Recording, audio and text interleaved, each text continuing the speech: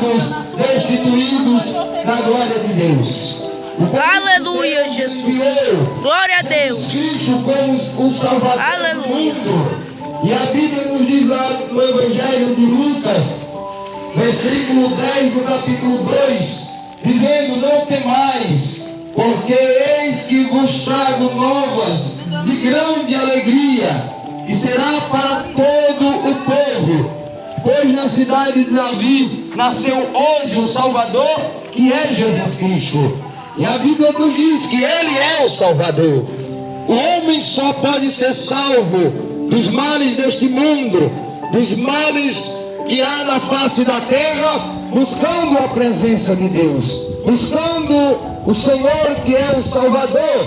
E a Bíblia diz que todo necessitado, todo aquele, aleluia, que anda no pecado, ele tem uma necessidade de um Salvador.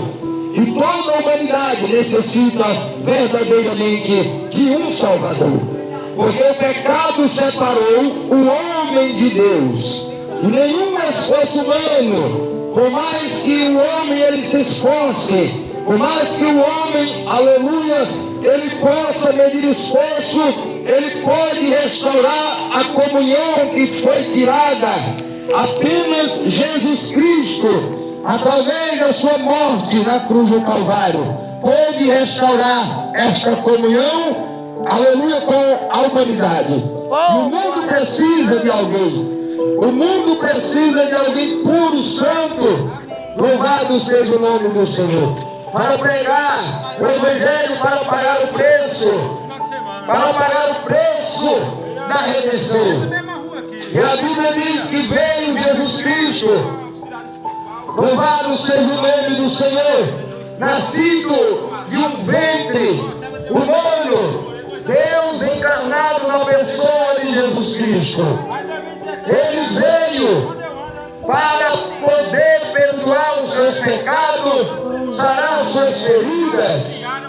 E a Bíblia diz que isto era uma promessa que havia sido feita da parte de Deus para a humanidade, que viria ao mundo para salvar, para libertar, Pai, Senhor, para perdoar todo aquele que nele acreditar. E essa promessa havia sido feita lá no Jardim do Éden.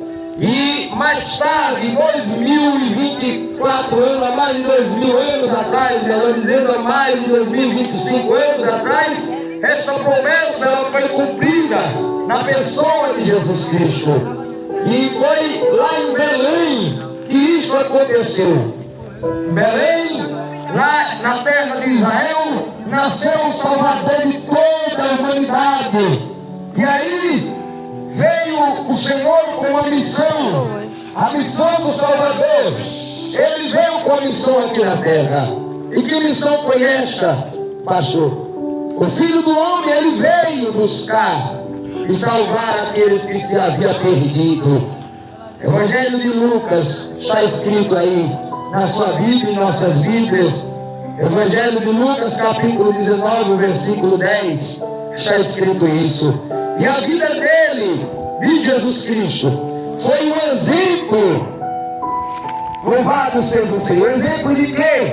Foi um exemplo de humildade. Foi um exemplo de um homem obediente a Deus. E o seu sacrifício foi a redenção. E a sua ressurreição é a vitória. Ela salva o homem, a sua redenção, a sua ressurreição.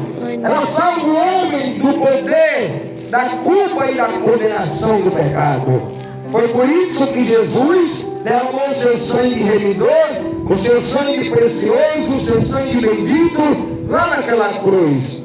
A Bíblia diz que ele foi levado para o matadouro, para ser sacrificado como uma ovelha muda. Ele não abriu a boca. Ele foi levado por aqueles que tiraram a sua vida, por aquele que o transpassou. E aí a Bíblia nos diz que todo aquele que nele crê, todo aquele que crê neste sacrifício, que crê na pessoa de Jesus, que ele veio para salvar, ele será salvo. Porque no Evangelho de João, capítulo 5, verso 24 diz: Se alguém ouvir as minhas palavras, louvado seja Deus, e crer naquele que me enviou, não entrará em condenação, mas passou da morte para a vida. E que morte é essa, pastor? Se todo mundo morre, se todo mundo um dia vai descer a sepultura, é a morte eterna, a morte a qual a Bíblia nos fala que é o dano da segunda morte, e que todos irão comparecer no tribunal de Cristo, e para que o ser humano ele não entre no dano da segunda morte, na morte eterna, para a condenação, Jesus veio para salvar o homem como Salvador. Ele veio como Salvador para salvar o homem da sua maneira de viver, para curar suas enfermidades, para lhe trazer paz, porque a Bíblia diz que Ele é o príncipe da paz.